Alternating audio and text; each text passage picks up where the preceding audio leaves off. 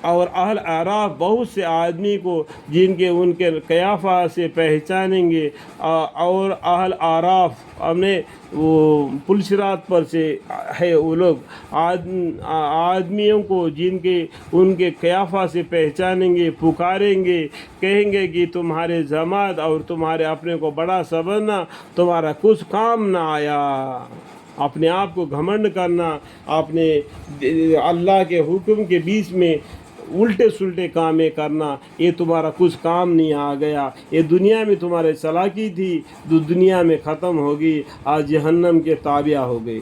کیا یہ وہی یہ ہے جن کی نسبت تم قسمیں کھا کھا کر کہا کرتے تھے کہ اللہ تعالیٰ ان پر رحمت نہ کرے گا، ان کو یوں حکم ہو گیا کہ جاؤ جنت میں، تم پر نہ کوئی کچھ اندیشہ ہے اور نہ تم مغموم ہوں گے۔ یہ کافروں سے اس دن نیک مومن مسلمان لوگ الگ ہو جائیں گے۔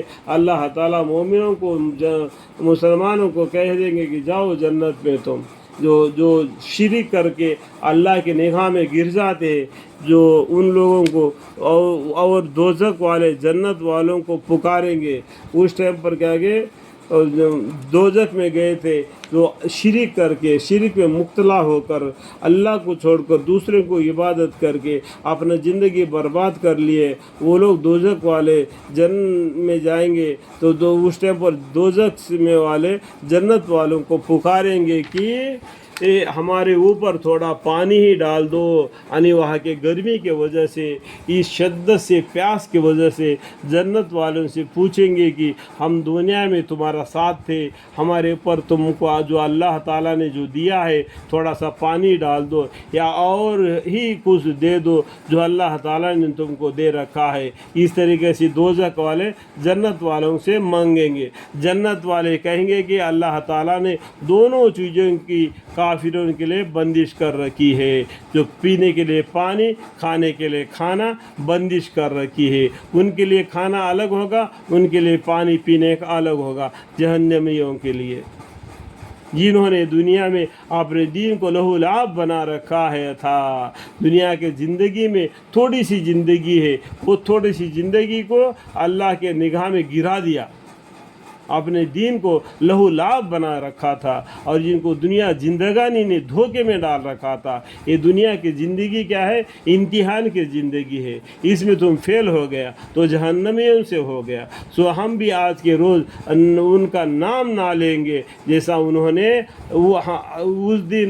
اس دن کا نام تک نہ لیا تھا۔ دنیا میں ایک دن ہم مرنا ہے، دوبارہ جی اٹھنا ہے، اللہ کے سامنے اس کا جواب دینا ہے، اس کا نام تک نہ لیتے تھے۔ اذان جب مسجد میں ہو جاتا ہے تو اس کا خیال بھی نہ کرتے تھے۔ تو یہ لوگ بالکل انسانیت سے، اسلام سے ہٹے ہوئے تھے، اور جیسا کہ ہماری آیتوں کا انکار کیا کرتے تھے، اللہ کے آیتوں کا انکار کیا کرتے تھے۔ یہ کون؟ کافر لوگ۔ اور ہم نے ان لوگوں کے پاس ایک ایسی کتاب یعنی قرآن پہنچا دی ہے جس کو ہم نے یعنی اللہ تعالیٰ نے اپنے علم کامل سے بہت ہی وضاح کر کے بیان کر دیا ہے۔ اس قرآن میں اللہ کامل علم سے اس کو بہت ہی وضاح کر کے بیان کر دیا، بالکل سمجھا دیا۔